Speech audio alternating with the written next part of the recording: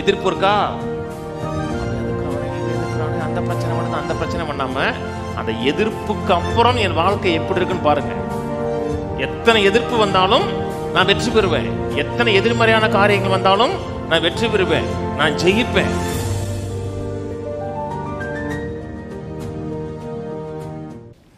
நாங்கள் மாம்சத்தின்படி நடக்கிறவர்களா இருந்தோம், மாம்சத்தின்படி போர் செய்கிறவர்கள் அல்ல.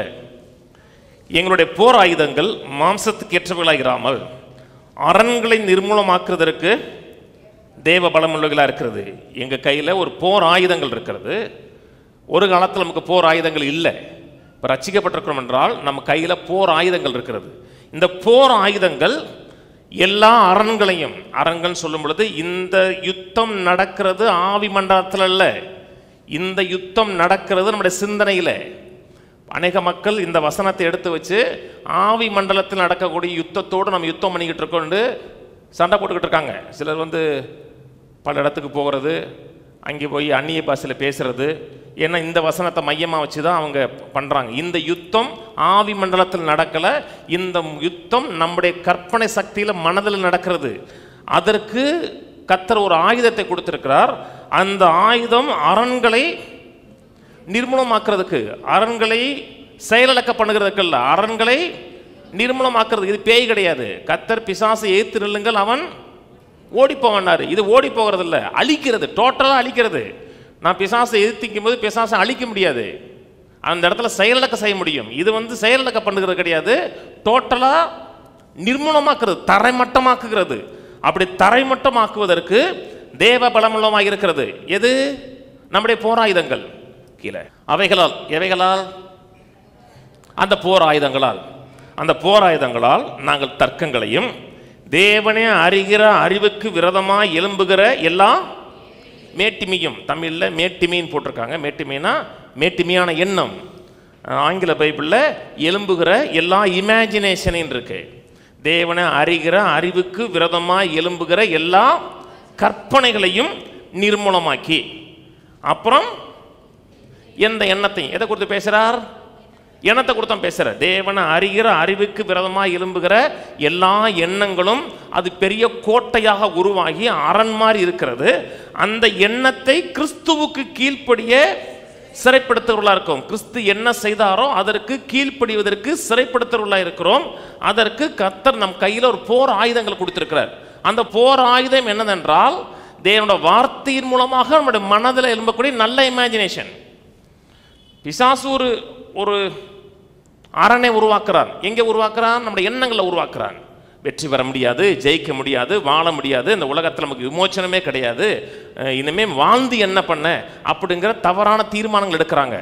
அவங்களுக்கு வெளியே வருவதற்கான அந்த போர் ஆயுதங்கள் இல்லை, நமக்கு தேவனோட வார்த்தை இருக்கிறது. இந்த வார்த்தையிலிருந்து எண்ணங்களை உருவாக்குறோம். வார்த்தைங்கிறது எழுத்துக்கள் இல்லை, வார்த்தைங்கிறது தேவனுடைய மனதில் இருந்த கற்பனை சக்தி. நம்மை குறித்து அவர் வைத்திருந்த படம், அந்த படத்தை எழுத்து வடிவில் பிரிண்ட் ஃபார்ம்ல நம்ம கொடுத்துருக்கிறார். அது தேவனுடைய கற்பனை, தேவனுடைய வளம்.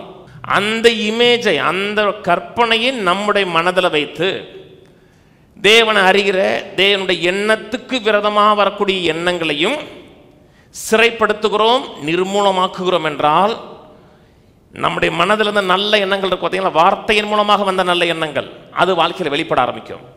இல்லை என்றால் அந்த எண்ணங்களை போராயுதங்களை கொண்டு நிர்மூலமாக்கவில்லை என்றால் எந்த எண்ணம், பிசாசு கொண்டு வந்த எண்ணம் உங்கள் வாழ்க்கையில் ரிவீல் ஆக ஆரம்பிச்சு, வெளியே மாம்சமாக ஆரம்பிச்சிடும். ரசிக்கப்பட்டிருக்கலாம், ஜெபிக்கலாம், ஆனால் ஜெபிக்கும் பொழுது எண்ணங்களும் ஆண்டவரே ஆசீர்வதிங்க, ஆண்டவரே உயர்த்துங்க, ஆண்டவரே மேன்மைப்படுத்துங்க, ஆண்டவரேங்கிற வாயில் வார்த்தைகள் வரும். ஆனால் மனதில் இருக்கிற படமெல்லாம் ஆண்டவரே ஒன்றுமே உருப்படாமல் போச்சு, கடனாக இருக்கு, அது சரியில்லையே, இது சரியில்லையேன்னு மனதில் வர்ற இமேஜினேஷன் முழுவதும், எண்ணங்களின் தோற்றம் முழுவதும் கெட்டதாக இருக்கும். ஆனால் வாய் பேசிகிட்டே இருக்கும். எண்ணங்களும் வாயும் என்றைக்கு ஒரே அலைன்மெண்ட்டில் வருகிறதோ அன்னைக்கு தான் இமேஜ் கரெக்டாக, அந்த ஒரிஜினல் இமேஜ் வேலை செய்யுதுன்னு அர்த்தம். கர்த்தர் மனுஷனை படைச்சார் பார்த்தீங்களா, அந்த ஒரிஜினல் இமேஜ் அப்போ தான் செயல்படுகிறதுன்னு அர்த்தம். அவரை போலவே சிந்திக்கிறான், அவரை போலவே கற்பனை பண்ணுறான். அப்படிப்பட்ட மனிதனுக்கு எல்லாமே வாய்க்குங்க. அவன் தோல்வி அடைவது கஷ்டம். நிறைவாக வாழ முடியும், பரிபூர்ணமாக வாழ முடியும். ஏசாயா 54 வாங்க. ஏசாயா 54:17. உனக்கு விரோதமாய் உருவாக்கப்படும் எந்த ஆயுதமும் வாய்க்காதே போகும், உனக்கு விரோதமாய் நியாயத்தில் எழும்பும் எந்த நாவையும் குற்றப்படுத்துவாய். இது கர்த்தருடைய ஊழியக்காரரின் சுதந்திரமும் என்னால் உண்டான அவர்களுடைய நீதியாக இருக்கிறது என்று கர்த்தர் சொல்லுகிறார். இது ஆம்பிளிஃபைடு பைபிளில் போடுறேன். But no weapon that is formed against you shall prosper, and every tongue that shall rise against you in judgment you shall so to be in the wrong. உனக்கு விரோதமாக பேசப்படுகிற எல்லா நாவுகளையும் எண்ணங்களையும் நீ நிர்மூலமாக்குவ, அது செயலக்க பண்ணுவ. அப்புறம் this peace, இந்த சமாதானம், இந்த righteousness, this peace, righteousness, security, triumph over opposition is the heritage of the servant of the Lord. இந்த சமாதானம், இந்த ரைட்டு, இந்த பாதுகாப்பு, எதிர்ப்பின் மத்தியிலையும் வெற்றி பெறக்கூடிய இந்த சுதந்திரம் என்னுடைய ஊழியக்காரனுடைய சுதந்திரம். சுகமாக இருப்பது, வெற்றி பெறுவது, எதிர்ப்பின் மத்தியில் வெற்றி பெறுகிறது தேவன் நம்ம கொடுத்துருக்கிற சுதந்திரம், ஹெரிட்டேஜ். எதிர்ப்பு இருக்கா, அவன் எதுக்குறானே இவன் எதுக்குறானே, அந்த பிரச்சனை பண்ணுது அந்த பிரச்சனை பண்ணாமல் அந்த எதிர்ப்புக்கு அப்புறம் என் வாழ்க்கை எப்படி இருக்குன்னு பாருங்க. எத்தனை எதிர்ப்பு வந்தாலும் நான் வெற்றி பெறுவேன், எத்தனை எதிர்மறையான காரியங்கள் வந்தாலும் நான் வெற்றி பெறுவேன், நான் ஜெயிப்பேன். இதுதான் அரண்களை நிர்மூலமாக்கக்கூடிய தேவ பலன். இந்த எண்ணத்தை கொண்டு தான் அந்த எண்ணத்தை மேற்கொள்ள முடியும். அதான் அரண்களை நிர்மூலமாக்கக்கூடிய தேவ பலன். triumph over opposition is the heritage of the servant of the Lord. செர்வன்ட்லம்னா ஊழியக்காரங்க சொல்லலை, பழைய ஏற்பாட்டு பரிசுத்தவான்களை சொல்றாரு. இன்னைக்கு பிள்ளைகள் எதிர்ப்பின் மத்தியிலே வெற்றி. ஏதாவது பிரச்சனை வந்துச்சுன்னா அந்த 3 வார்த்தையை வச்சுக்கோங்க. எதிர்ப்பின் மத்தியிலே வெற்றி. முடிவு என்ன? வெற்றி, வெற்றி, வெற்றி. அதான் இது என்னது? இமேஜினேஷன். நமக்குள்ள கர்த்தர் ஒரு இமேஜின் உள்ள வைக்கிறார். இதுதான் அரண்களை நிர்மூலமாக்கக்கூடிய தேவ பலன். இதை தோற்கடிக்கிறதுக்கு உலகத்தில் எந்த சக்தியும் கிடையாது.